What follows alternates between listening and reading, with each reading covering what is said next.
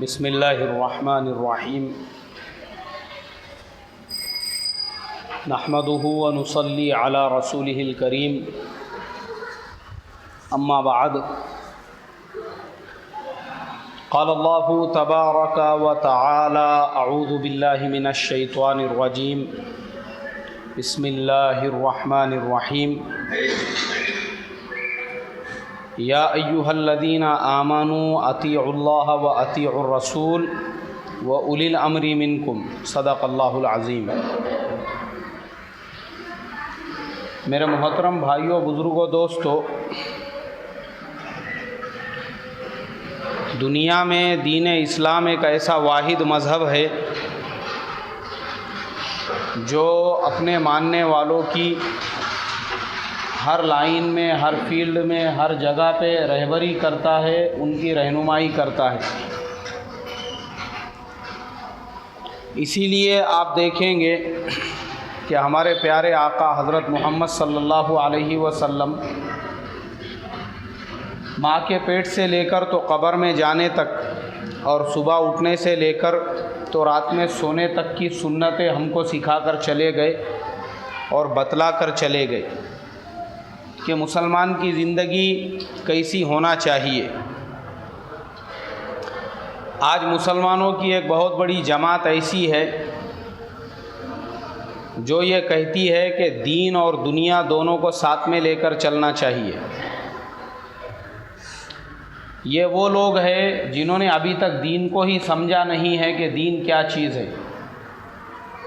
हमारे नज़दीक दुनिया कोई चीज़ है ही नहीं, बल्कि हमारी बुनियाद इस बात के ऊपर है कि हम दुनिया का कोई भी काम करें, हम उसको दीन की रोशनी में करें तो वही दुनिया हमारे लिए दीन बन जाएंगी, वही दुनिया हमारे लिए क्या बन जाएंगी?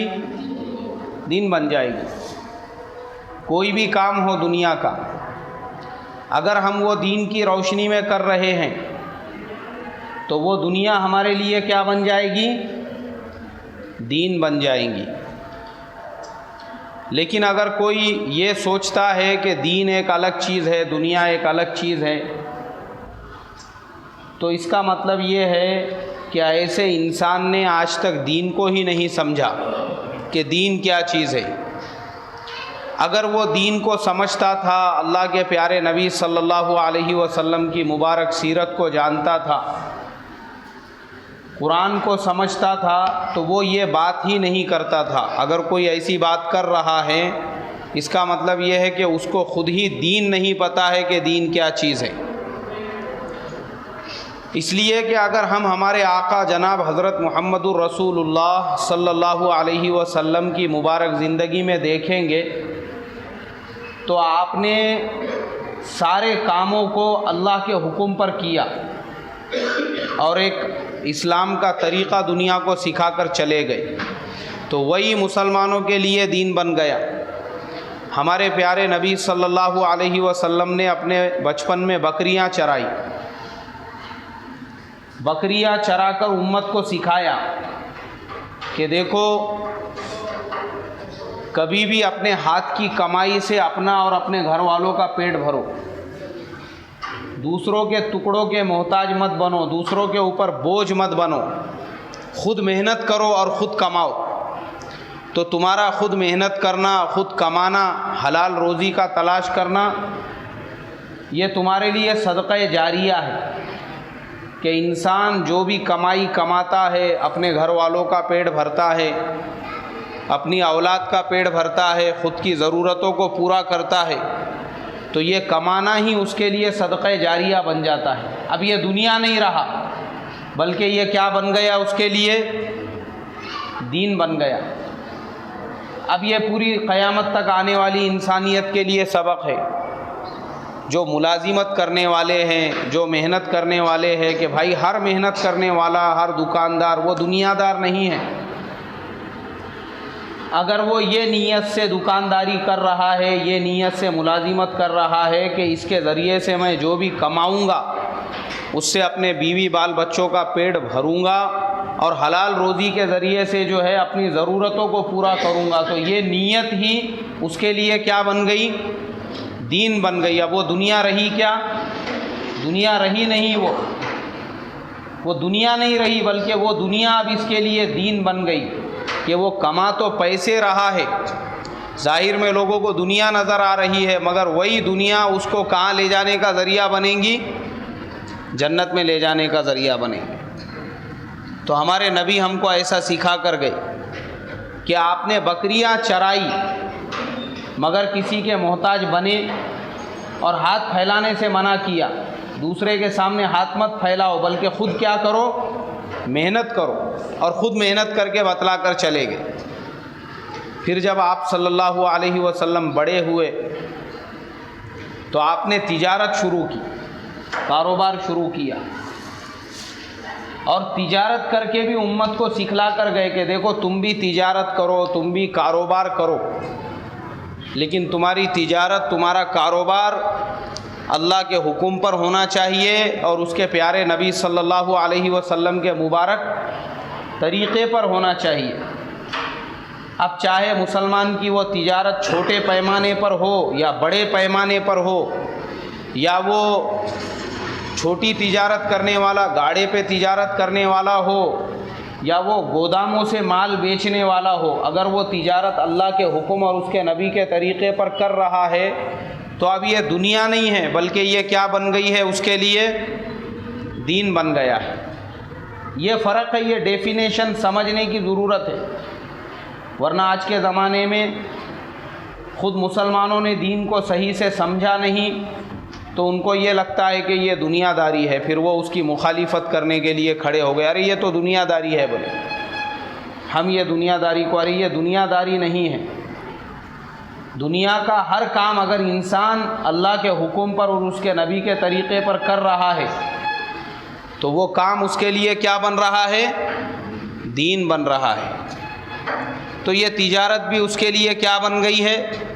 दीन बन गई है। अब आपको इजाज़त है, आप बड़े से बड़ी तिजारत करो, बड़े से बड़ा कारोबार करो, इस्लाम ने आपको रोका नहीं है, आपको मना नहीं किया है। बस इस्लाम की शर्त ये है आप उसको किसके हुक्म पर करो? अल्लाह के हुक्म पर करो और उसके प्यारे नबी के काय पर करो? तरीक़े के ऊपर करो। इसी तरीक़े से दुनिया में बहुत सारे इल्म हैं, बहुत सारे फ़न हैं, हर मुसलमान ने उनको हासिल करने की भी कोशिश करना चाहिए। इसलिए कि अगर हम मुसलमानों की तारीख़ को उठाकर देखेंगे तो हमको पता चलेगा कि आज दुनिया में ये जितनी भी जदीद और न्यू टेक्नोलॉजीज़ है, ये सारी क्या सारी नई टेक्नोलॉजीज़ दुनिया में आई है नबियों के ज़रिए से। किसके ज़रिए से आई है? बोलो, नबियों के ज़रिए से। दुनिया में सबसे पहले खेती बाड़ी हज़रत आदम अलैहिस्सलातु वस्सलाम ने की। सबसे पहले दुनिया के सबसे पहले फार्मर जो थे वो कौन थे? हज़रत आदम अला नबीना अलैहिमुस्सलातु वस्सलाम। सबसे पहले खेती हज़रत आदम अलैहिस्सलातु वस्सलाम ने की। दुनिया में सबसे पहले कपड़ा हज़रत इदरीस अलैहिस्सलातु वस्सलाम ने बनाया। किसने बनाया? बोलो, इदरीस अलैहिस्सलातु वस्सलाम। नबियों ने ये टेक्नोलॉजी ईजाद की है दुनिया के अंदर। दुनिया में सुतारी का जो काम है, जिसको हम लोग कारपेंटरी का काम कहते हैं, सबसे पहले दुनिया में सुतारी का काम किया हज़रत नूह अला नबीना अलैहिमुस्सलातु वस्सलाम। देखो ये सब न्यू टेक्नोलॉजीज़ है, ये नबी सिखा रहे हैं दुनिया को। कौन सिखा रहे हैं? नबी सिखा रहे हैं। इसलिए पहले दीन को समझो, वरना लोग दीन को नहीं समझते, इसलिए उन्होंने दो फ़र्क पैदा कर दिए हैं कि दुनिया ये अलग है, ये दीन अलग है। मैं वही कहता हूँ कि जो तुम दुनिया का काम कर रहे हो उसी को दीन के ऊपर करो तो वही तुम्हारे लिए क्या बन जाएगा? दीन बनेगा, जैसे नबियों ने किया। सबसे पहले दुनिया में सुतारी का जो काम है, जिसको हम लोग कारपेंटरी कहते हैं, वो हज़रत नूह अलैहिस्सलातु वस्सलाम ने की, और उन्होंने उसके ज़रिए से कश्ती बनाई। क्या बनाई उसके ज़रिए से? कश्ती बनाई। ये हज़रत नूह अलैहिस्सलातु वस्सलाम की ईजाद है। फिर उसके बाद दुनिया में सबसे पहले लोहारी का जो काम है वो हज़रत दाऊद अला नबीना अलैहिमुस्सलातु वस्सलाम ने किया। किसने किया बोलो? हज़रत दाऊद अलैहिस्सलातु वस्सलाम ने। कि हज़रत दाऊद अलैहिस्सलातु वस्सलाम जो थे, अल्लाह तबारक व तआला ने लोहे को उनके हाथों में मोम के जैसा नरम कर दिया था। तो दाऊद अलैहिस्सलातु वस्सलाम लोहे को हाथ से मोड़ कर उसकी ज़ीरा बनाते थे, उसके औज़ार बनाते थे और उसे बेचते थे। हालांकि हज़रत दाऊद अलैहिस्सलातु वस्सलाम जो है वो नबी थे और नबी होने के साथ साथ रसूल भी थे कि अल्लाह ने उनको ज़बूर किताब अता की थी। और इन सब के अलावा वो बादशाह थे। कौन थे दाऊद अलैहिस्सलातु वस्सलाम? बादशाह थे, लेकिन बादशाही के ख़जाने से 1 रुपया भी नहीं लेते थे। अपने हाथों से लोहारी का काम करते थे, औज़ार बनाते थे और उन औज़ारों के ज़रिए से अपनी ज़रूरतों को क्या किया करते थे? पूरा किया करते थे। तो दुनिया में सबसे पहले लोहारी का जो काम है वो किसने किया? हज़रत दाऊद अला नबीना अलैहिमुस्सलातु वस्सलाम ने किया। फिर उसके बाद ज़माने बदलते गए और जब हज़रत ईसा अला नबीना अलैहिमुस्सलातु वस्सलाम का ज़माना आया तो दुनिया में हज़रत ईसा अलैहिस्सलातु वस्सलाम ने सबसे पहले मेडिकल साइंस दुनिया को सिखाई। किसने सिखाई? हज़रत ईसा अलैहिस्सलातु वस्सलाम ने। अल्लाह तबारक व तआला ने हज़रत ईसा अलैहिस्सलातु वस्सलाम को ये मोअज़िज़ा अता किया था कि वो दरख्त के पत्ते को देखकर पहचान जाते थे कि ये पत्ते में कौन से बीमारी की शिफा अल्लाह ने लिखी है और ये दरख्त की छाल में कौन से बीमारी की शिफा अल्लाह ने लिखी है और ये दरख्त के फूलों में और ये दरख्त के फलों में अल्लाह तबारक व तआला ने हज़रत ईसा अलैहिस्सलातु वस्सलाम को ये फ़न और ये हुनर अता फरमाया था। तो सबसे पहले इंसान वो थे हज़रत ईसा अलैहिस्सलातु वस्सलाम जिन्होंने दुनिया को मेडिकल साइंस सिखाई। कौन सी साइंस सिखाई बोलो? Medical science. फिर उनके ज़माने में बड़े बड़े हकीम पैदा हुए, हकीम बुक़रात और हकीम अरस्तु, ऐसे बड़े बड़े जो हकीम जिनके नाम लिखे हुए हैं, हकीम लुक़मान वग़ैरह, ये सब की पैदाइश हुई। लेकिन हज़रत ईसा अलैहिस्सलातु वस्सलाम चूँकि अल्लाह के नबी थे तो अल्लाह ने नबी के ज़रिए से दुनिया को ये इल्म सिखाया। क्या है दुनिया वालों, अल्लाह की ज़ात पर यकीन रखकर तुम भी इन चीज़ों से फ़ायदा हासिल करो और उसके बाद फिर तुम्हारे और मेरे आका जनाब हज़रत मुहम्मदुर रसूलुल्लाह सल्लल्लाहु अलैहि वसल्लम का ज़माना आता है तो हमारे हुज़ूर सल्लल्लाहु अलैहि वसल्लम की पूरी सीरत में हमको ये मिलेगा कि हमारे नबी सल्लल्लाहु अलैहि वसल्लम में सारे नबियों में जो सिफ़ात थी वो सारी सिफ़ात अकेले किस में मौजूद थी? हमारे हुज़ूर सल्लल्लाहु अलैहि वसल्लम में। और सारे इल्म भी थे जो मैंने अभी कहा कि आदम अलैहिस्सलाम ने सबसे पहले किसानी का काम किया, नूह अलैहिस्सलाम ने सुतारी का काम किया, दाऊद अलैहिस्सलाम ने लोहारी का काम किया, इदरीस अलैहिस्सलाम ने दर्जी का काम किया, सबसे पहले कपड़े उन्होंने बनाए, और ईसा अलैहिस्सलातु वस्सलाम को अल्लाह ने इल्म तिब का माहिर अता किया, बनाया था। सारे नबियों में ये जो सिफ़ात थी वो अकेले हमारे हुज़ूर सल्लल्लाहु अलैहि वसल्लम में मौजूद थी। इसीलिए फ़ारसी के किसी शायर ने कहा है कि हुस्न यूसुफ़ दमे ईसा यद बैज़ादारी, हुस्न यूसुफ, हज़रत ईसा अलैहिस्सलातु वस्सलाम को अल्लाह ने जो हुस्न अता किया था, मिस्र की औरतों ने जब उनको देखा तो बजाय हाथमे का फल काटने के उन्होंने अपनी उंगलियां काट ली। क्या काट ली उन्होंने अपनी? इतने हसीन और इतने जमील थे। माँ आयशा रज़ी अल्लाह ताला अन्हा के सामने एक मर्तबा यूसुफ अलैहिस्सलातु वस्सलाम का ज़िक्र निकला। औरतें कहने लगी कि हज़रत यूसुफ अलैहिस्सलातु वस्सलाम इतने हसीन थे, इतने जमील थे, इतने खूबसूरत थे कि मिस्र की औरतों ने जब हज़रत यूसुफ अलैहिस्सलातु वस्सलाम को देखा तो कहने लगी, कुलना मा हाज़ा बशारा इन हाज़ा इल्ला मलकुन करीम, ये इंसान नहीं है, ये तो कोई फरिश्ता है। फ़क़त्ता ऐदियहुन्न, कुरान में अल्लाह ने कहा, उन तमाम औरतों ने अपने हाथों को क्या कर दिया? काट लिया। तो हज़रत आयशा रज़ी अल्लाह ताला अन्हा कहने लगी कि मिस्र की औरतों ने हज़रत यूसुफ अलैहिस्सलातु वस्सलाम को देखा तो अपने हाथ काट लिए। खुदा की कसम, अगर वो मेरे आका सल्लल्लाहु अलैहि वसल्लम के जमाल को देख लेती तो अपने कलेजों को काट देती थी।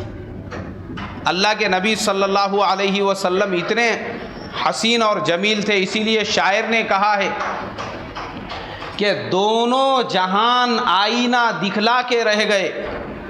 मौलाना माहिरुल क़ादरी बहुत बड़े शायर थे, उन्होंने ये शेर कहा है कि दोनों जहान आईना दिखला के रह गए, लाना पड़ा तुम्ही को तुम्हारी मिसाल में। दुनिया में कोई मिसाल नहीं मिल सकी हुजूर सल्लल्लाहु अलैहि वसल्लम के हुस्न की, आपके खूबसूरती की। और फिर किसी दूसरे शायर ने कहा कि तेरी सूरत से किसी की भी नहीं मिलती सूरत। ये भी मौलाना माहिरुल क़ादरी का शेर है। कहने लगे कि तेरी सूरत से किसी की भी नहीं मिलती सूरत, हम जहाँ में तेरी तस्वीर लिए फिरते हैं। कि हुजूर के जैसा कोई मिसाल देने को नहीं मिला। और फिर फ़ारसी के शायर को कहना पड़ा कि हुस्न यूसुफ दमे ईसा यदे बैज़ादारी, यूसुफ अलैहिस्सलाम की खूबसूरती भी आप में मौजूद थी। ईसा अलैहिस्सलाम को जो अल्लाह ने इल्म तिब अता किया था वो भी आप में मौजूद था कि आप फूंक मारते थे तो मुर्दा ज़िंदा हो जाता था। और हज़रत मूसा अलैहिस्सलाम को जो मोजेज़ा दिया था कि हाथ निकालते थे तो सूरज मांद पड़ जाता था उनके हाथ की रोशनी के सामने। कहा आँचे खूबा हमा दंद तू तन्हा दारी, ये तमाम खूबियाँ हमारे आका हज़रत मोहम्मद सल्लल्लाहु अलैहि वसल्लम में मौजूद हैं। तो हमारे हुजूर ने हमको वो सारे उलूम, वो सारे फ़नून, वो सारे हुनर हासिल करने का हुक्म दिया जो पिछले नबी दुनिया को सिखा कर गए थे कि मुसलमानों के लिए इन सब को सीखना ज़रूरी है। अगर मुसलमान तिजारत करेगा अल्लाह के नबी के तरीक़े पर तो वो उसको कामयाब करेंगे। खेती बाड़ी करेगा हज़रत नूह अलैहिस्सलाम जो सिखा कर गए थे, हज़रत आदम अलैहिस्सलाम अल्लाह के हुक्म पर नबी के तरीक़े पर, तो वो दुनिया नहीं है बल्कि वही दुनिया उसके लिए क्या बन जाएगी? दीन बन जाएगी। कपड़े का कारोबार करेगा अल्लाह के हुक्म पर नबी के तरीक़े पे, तो अब ये दुनिया नहीं है बल्कि यही दुनिया उसके लिए क्या बन जाएंगी? दीन बन जाएंगी। और वो कोई हुनरमंद आदमी है, लोहे का कारोबार करता है, सुतारी का कामकाज करता है अल्लाह के हुक्म पर और नबी के तरीक़े पर, तो वही चीज़ उसको दुनिया नहीं रहेंगी बल्कि उसके लिए क्या बन जाएंगी? दीन बन के उसको जन्नत में जाने का ज़रिया बनेगी। और मान लो वो मेडिकल साइंस का जानने वाला है, डॉक्टर है, इंजीनियर है, और वो अपने फ़न को अल्लाह के हुक्म और उसके नबी के तरीक़े पर करता है, तो ये भी उसको, ये दुनिया नहीं है बल्कि ये उसके लिए क्या बन जाएगा? दीन बनकर उसको जन्नत में ले जाने का ज़रिया बनेगा। इसीलिए हम चाहे दुनिया में कोई भी काम करो, आज बहुत सारे मुसलमानों का नज़रिया ये बना हुआ है कि बच्चों को पढ़ाना नहीं चाहिए, ज़्यादा तालीम नहीं दिलाना चाहिए। हालांकि ये भी दीन के ख़िलाफ़ है। मैं तो ये कहता हूँ कि मुसलमानों ने अपने बच्चों को इतना पढ़ाना चाहिए कि हमारे हर महल्ले में हमारा कोई ना कोई बच्चा इंजीनियर हो, डॉक्टर हो, प्रोफेसर हो, टीचर हो, लेक्चरर हो, और उससे बढ़कर अगर वो बच्चा MPSC UPSC के कोर्सेस करता हो, गवर्नमेंट जॉब करता हो तो और ज़्यादा अच्छी बात है। और ये दुनिया नहीं है, याद रखो, अंग्रेज़ी सीखना दुनिया नहीं है, मराठी स्कूल में पढ़ना दुनिया नहीं है, अपने बच्चे को इंजीनियर डॉक्टर बनाना ये दुनिया नहीं है, ये भी दीन है। अगर हमारी नीयत ये है कि मैं डॉक्टर बन के अल्लाह के मखलूक की खिदमत करूँगा, मैं इंजीनियर बन के अल्लाह के मखलूक की खिदमत करूँगा, मैं टीचर बनकर उम्मत के बच्चों को पढ़ाऊँगा, और मैं गवर्नमेंट एम्प्लॉय बनकर जो है समाज की खिदमत करूँगा, अगर उसकी नीयत ऐसी है तो ये उसके लिए दुनिया नहीं है, बल्कि यही दुनिया अब उसके लिए क्या बन चुकी है, बोलो, दीन बन चुकी है। दीन का आसान डेफिनेशन है। आज बहुत सारे मुसलमानों का नज़रिया ये बन चुका है, उन्होंने अपने तरफ से एक नया इस्लाम घड़ा हुआ है।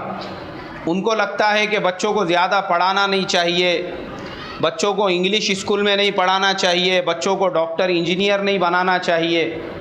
यहाँ तक कि कुछ लोग अंग्रेज़ी से इतनी नफ़रत करने वाले हैं कि अंग्रेज़ों के मोबाइल इस्तेमाल करेंगे, अंग्रेज़ों के कंपनियों में बने हुए कपड़े पहनेंगे, उनके बनी हुई कंपनियों के जूते इस्तेमाल करेंगे, उनके कंपनियों के चश्मे इस्तेमाल करेंगे। क्योंकि आज हम जितनी चीज़ें इस्तेमाल करते हैं, हमारे पास कोई चीज़ ऐसी नहीं है जो अंग्रेज़ों की बनी हुई ना हो।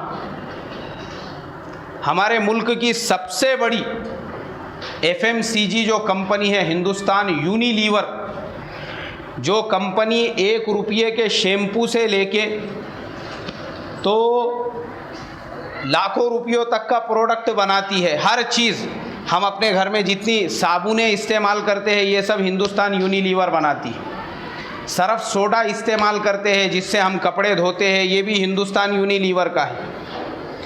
उसके अलावा हज़ारों चीज़ें हम जो इस्तेमाल कर, वो हर चीज़ बनाते, वो पेन भी बनाते हैं, वो जो चीज़ आप कहेंगे मैं आपको बता सकता हूँ कि उसके अंदर वो FMCG बोलते हैं उसे, इंडिया की सबसे बड़ी कंपनी।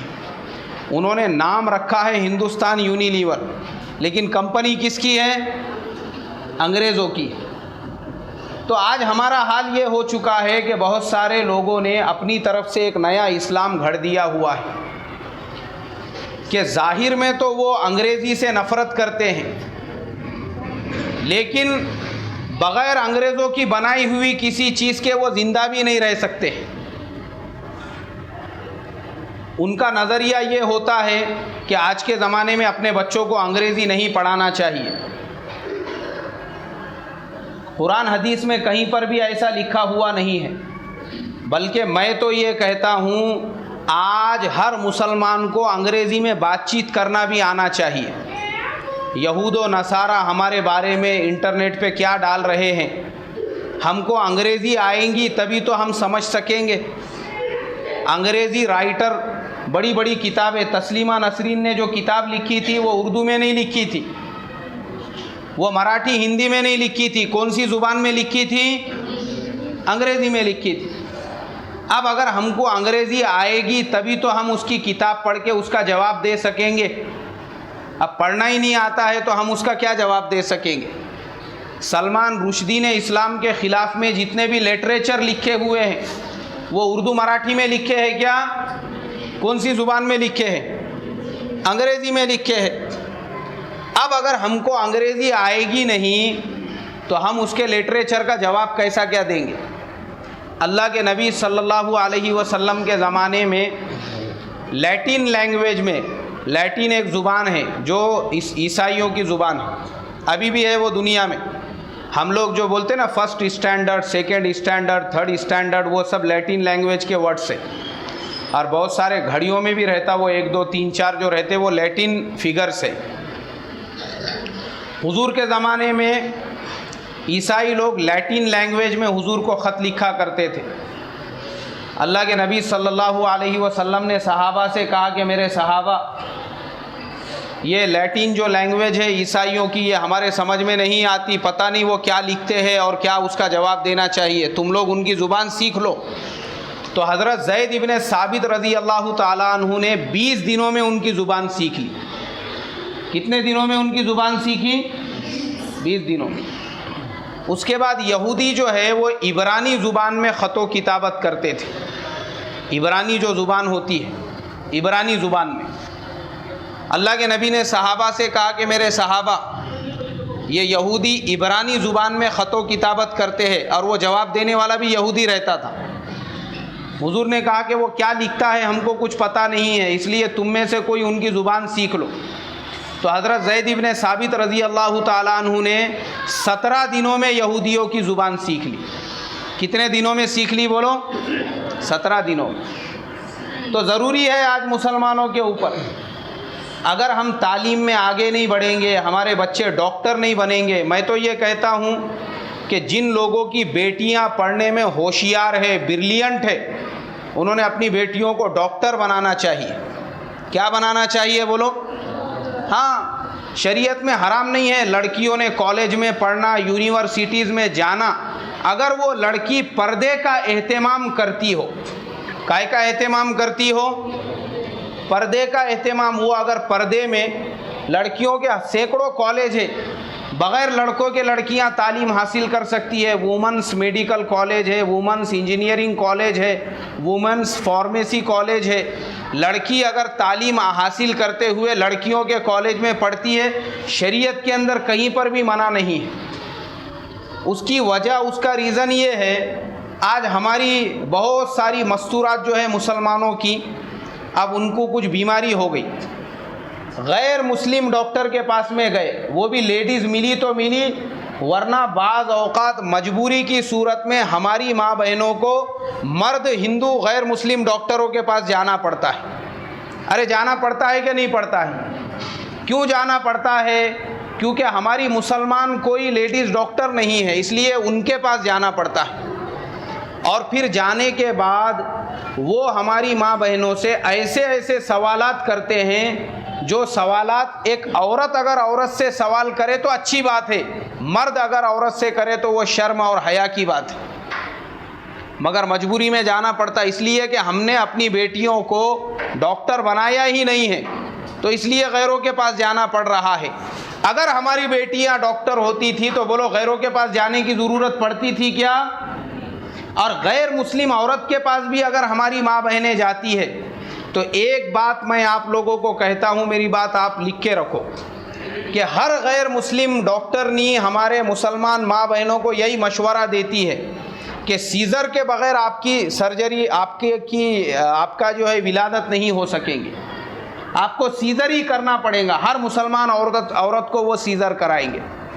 मैं आपसे पूछता हूँ, आज से 40 साल पहले, 50 साल पहले एक एक औरत को 10-10 और 12-12 बच्चे रहते थे क्या? वो सीज़र से पैदा होते थे क्या? अरे मुझे बताओ ना आप लोग, पहले सीज़र कराना पड़ता था या नहीं कराना पड़ता था? खेड़े पाड़े के अंदर कोई लेडीज़ डॉक्टरनी नहीं रहती थी। हमारी माँ बहनें जो पुरानी, हमारी जो बूढ़ी औरतें होती थी, वो एक्सपर्ट हुआ करती थी। उनके ज़माने में औरतों को 10-10 बच्चे रहते थे, 6-6 बच्चे रहते थे। उसके बावजूद वो औरतें जो बूढ़ी हमारी आज भी ज़िंदा है, इतने बच्चों के बावजूद अच्छी तरह से सेहतमंद है वो। लेकिन गैर मुस्लिम डॉक्टरनी के पास जब हमारी माँ बहनें जाती है तो वो पहला सजेशन यही देते हैं कि 2 बच्चों के बाद अब बच्चे पैदा मत करो, वरना तुम्हारी जान को ख़तरा है। तुम्हारी जान को क्या है बोलो? ख़तरा है। अगर तुमने अभी सीज़र नहीं कराया, या तुमने अपना क्या बोलते हैं उसको, जो ऑपरेशन करते हैं वो ऑपरेशन नहीं कराया बच्चे बंद होने का, अगर तुमने अपनी नसबंदी नहीं कराई तो तुम्हारी जान को ख़तरा है। इसीलिए आज मुसलमानों के घरों में 2 बच्चों से ज़्यादा बच्चे नहीं हैं। जो गवर्नमेंट नारा लगाती है हम 2 हमारे 2, आज मुसलमानों का भी इसी पे अमल हो रहा है। पहले ज़माने में हम दो हमारे 15-20 रहते थे, उसके बावजूद घरों में खुशहाली रहती थी। बोलो घरों के अंदर क्या रहती थी? खुशहाली रहती थी। ना कभी फाका होता था, ना कभी घर में तंगी आती थी, ना कभी घर में बीमारियां होती थी। उसके बावजूद घर में खुशहाली थी। लेकिन आज हम दो हमारे दो होने के बावजूद घरों में तंग हाली है, परेशानियां हैं, बरकत नहीं है। उसकी वजह यही है कि हम अमल कर रहे हैं आज के गैर मुस्लिम डॉक्टरों के मशवरों पर। वो आरएसएस के एजेंट है। वो उनके माइंड में ये बैठा हुआ है कि हर आने वाले मुसलमान पेशेंट को यही सजेशन देना है कि पहली फुर्सत में तुम ऑपरेशन करो, इसके बाद बच्चे मत पैदा करो। इसलिए आज मुसलमान उसी पे अमल कर रहे हैं। 2 से ज़्यादा कोई भी मुसलमान नहीं चाहता। इसीलिए आप देखेंगे ज़्यादातर मुसलमान ऐसे ही हैं। परसों के दिन ही, और जो तालीम याफ्ता लोग हैं खुसूसन उनमें ये चीज़ है। तो इसके लिए मेरे भाइयों, बुजुर्गों, दोस्तों, इस्लाम में नाजायज़ नहीं है। इस्लाम ये कहता है कि ज़्यादा से ज़्यादा अपने बच्चों को क्या करो? पढ़ाओ। अपनी बेटियों को डॉक्टर बनाओ। अपनी बेटियों को अगर वो पर्दे में रहते हुए तालीम हासिल करती है तो ज़रूरी है मुसलमान औरतों का डॉक्टर बनना। मुसलमान लड़कियों का क्या बनना? बोलो, डॉक्टर बनना। अगर हमारे लेडीज़ डॉक्टर नहीं रहेंगे तो उसके नुकसानात कैसे होंगे मैं आपको बताता हूँ। मैं पढ़ता था गुजरात के अंदर, पानोली बोल के, आप लोगों ने सुने होंगे या नहीं सुने होंगे पता नहीं मेरे को। हमारी तालीम, हिफ्ज़ के तालीम की शुरुआत वहीं से हुई, पानोली से। तो गुजरात में हम लोग पानोली में पढ़ते थे। हमारी वहाँ गांव के तकरीबन लोगों से अच्छी जान पहचान हो गई थी पढ़ने के ज़माने में। अब हमारी तालीम होने के बाद जब हम इधर गांव में वापस आ गए, उसके बावजूद हमारा जाना आना अभी भी चालू है। हम जाते आते रहते, वहाँ हमारे उस्तादों वगैरह से मुलाकात करते रहते। उस गांव के अंदर एक मौलाना थे, वो प्रॉपर उसी गांव के रहने वाले थे। उनका नाम था मौलाना आदम साहब बोल के। अब इत्तेफाक ऐसा हुआ, उनकी अहलिया को डिलीवरी का वक्त आया करीब में, और डिलीवरी के लिए मजबूरी में उनको गैर मुस्लिम डॉक्टर के दवाखाने में ले जाना पड़ा। किसके दवाखाने में ले जाना पड़ा? गैर मुस्लिम डॉक्टर के। वो जो गैर मुस्लिम डॉक्टरनी थी, उसने उस मुसलमान औरत को, ये जो हज़रत गए थे डिलीवरी के लिए, उनकी अहलिया को उसने जो है ऐसा खून चढ़ाया जिसके अंदर एड्स के जरासीम थे। काय के जरासीम थे? हाँ। अब जब उसके बाद वो मरीज़ा अपने घर पे आई तो थोड़े दिनों के बाद वो जो बच्चा था जिसको दूध पिला रही थी और जो पैदा हुआ था उसका इंतकाल हो गया। और कुछ दिनों के बाद में जो है उनकी अहलिया की भी तबीयत ज़्यादा ख़राब हो गई, उसका भी इंतकाल हो गया, दोनों का इंतकाल हो गया। और कुछ दिनों के बाद ये जो हज़रत थे इनकी भी तबीयत ख़राब हो गई। अब ये दवाखाने में गए, वहाँ पे ब्लड वगैरह चेक कराया तो पता चला कि इनके खून में ऐसे ऐसे जरासीम घुस चुके हैं। तब उन्होंने तहकीक की तो पता चला कि ये जरासीम उनके अहलिया के ज़रिए से इनके आंग में आए, और जिस दवाखाने में ये डिलीवरी के लिए गए थे वहाँ पे उनको जानबूझकर गलत खून चढ़ाया गया। कौन सा खून चढ़ाया गया? जानबूझकर, जिसकी वजह से वो जो पैदा होने वाला बच्चा था वो भी मर गया, वो बेचारी अल्लाह की बंदी थी वो भी चली गई, और ये जो है ये भी बीमार हो गई। लेकिन चूँकि किसी बीमारी का अगर इलाज नहीं भी है मगर अल्लाह किसी को बचाना चाहे तो बोलो उसको कोई दुनिया में मार सकता है क्या? नहीं मार सकता है। वहाँ पे एक जमात आई हुई थी केरला की। उस जमात के अमीर साहब ने कहा कि बोले भाई पहली फुर्सत में तुम केरला जाओ। उन्होंने एक हकीम साहब का पूरा पता एड्रेस लिख कर दिए उनको कि ये बीमारी का इलाज वहाँ पे मौजूद है। एक हकीम साहब जो है वो जड़ी बूटियों के ज़रिए से इसका इलाज करते हैं। वो पहली फुर्सत में वहाँ पर गए, 6-7 महीने कुछ वहाँ पे रहे, वहाँ पे पूरा इलाज वगैरह करके जब वापस आए तो वो जड़ से बीमारी ख़त्म हो चुकी थी उनकी, अल्लाह ने उनको शिफा दे दी।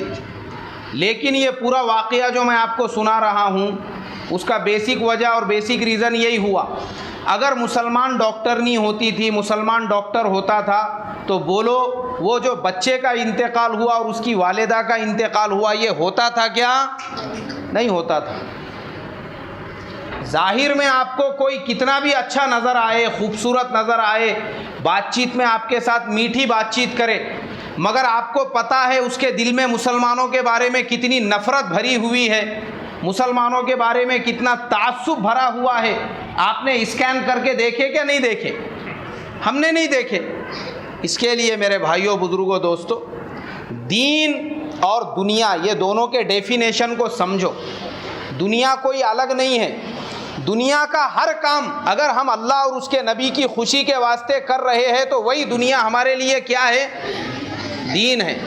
हम अपने बच्चे को अंग्रेज़ी से पढ़ा रहे हैं, हम अपने बच्चे को डॉक्टर बना रहे हैं, हम अपनी बेटियों को डॉक्टर बना रहे हैं, उनको पूरे इस्लामिक तरीक़े से अगर तालीम के जेवर से आरास्ता कर रहे हैं, ये दुनिया नहीं है हमारे लिए, ये भी हमारे लिए क्या है? बोलो, दीन है हमारे लिए, दीन है हमारे लिए।